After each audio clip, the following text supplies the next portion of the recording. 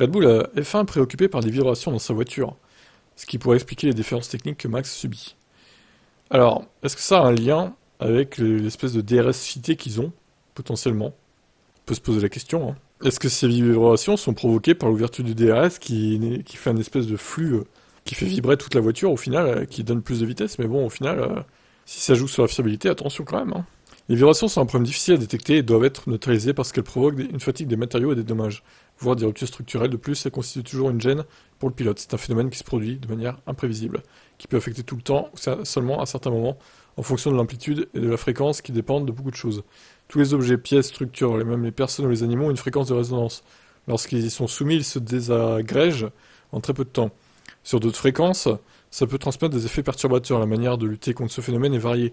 En modifiant la conception pour faire varier la fréquence de résonance de manière à ce qu'elle se situe en dehors de la gamme de vibrations qui se produisent normalement dans la voiture. Chez Red Bull, on pense que la rupture d'un arbre de transmission sur la voiture de Verstappen en Q2 était due à ce problème. En course, Verstappen a bien affirmé à un moment donné avoir remarqué des bruits semblables à ceux des qualifs, même si ça n'a pas été plus loin. Nous devons savoir d'où viennent ces vibrations. Peut-être que Max utilise davantage les trottoirs que Sergio, mais si vous voulez aller très vite, 3 petits points. Nous allons vérifier le problème, a déclaré Marco. Il sera également important de savoir s'il s'agit d'un problème lié à la conception de la voiture ou d'un problème spécifique à la piste saoudienne. Nous avons toutes les pièces et nous devons examiner ce qui s'est passé à l'usine. Les arbres de transmission sont identiques pour nous à AlphaTauri. Nous pourrons donc les étudier et agir de la bonne manière.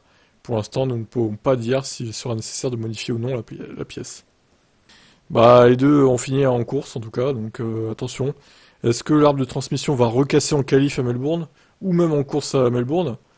Du coup, mystère, je vous laisse commenter cette affaire.